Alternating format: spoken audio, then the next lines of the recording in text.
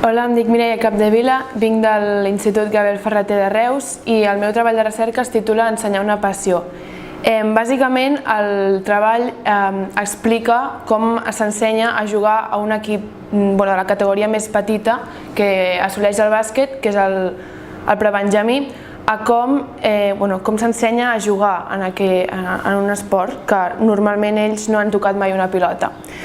Com se me va iniciar aquest tema? Bé, doncs jo portava uns anys jugant a bàsquet i volia tindre una altra motivació en aquest esport. I va ser bàsicament perquè el meu entrenador em va proposar fer el curs d'entrenadors per poder entrenar la següent temporada un equip. I va ser quan l'estiu aquell vaig fer el curs i al setembre ja vaig iniciar-me a entrenar l'equip. El tema no sabia com tractar-lo perquè hi ha moltes vessants a tractar, com per exemple pot ser el tema dels pares i l'esport, no sé, molts temes que pots tractar.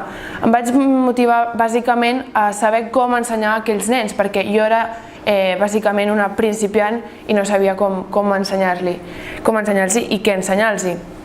Llavors em vaig començar a fixar en el que havia après en el curs i vaig veure que hi havia dues metodologies a seguir. Una metodologia que es tractava més a la part tècnica i l'altra que es tractava més a la part d'aprendre mitjançant els errors.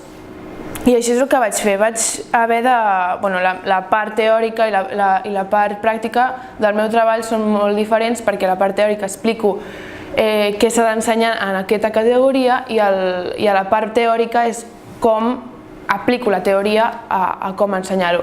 Llavors és com vaig extreure del que vaig aprendre al curs, de la part teòrica a la part pràctica.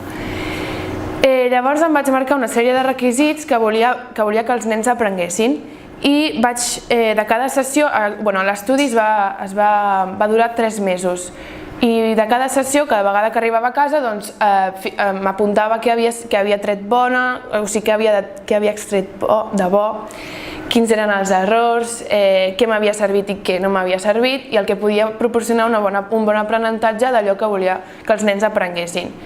I va ser bàsicament això, la meva part pràctica, que a mesura que anava recopilant els escrits de cada sessió, mitjançant també diverses gravacions de les sessions que em van ajudar a veure on estava l'error i què podia millorar, em van ajudar a extreure el que jo volia que el treball m'aportés, una metodologia a seguir, la meva pròpia metodologia, i que sapigués en tot moment què volia ensenyar.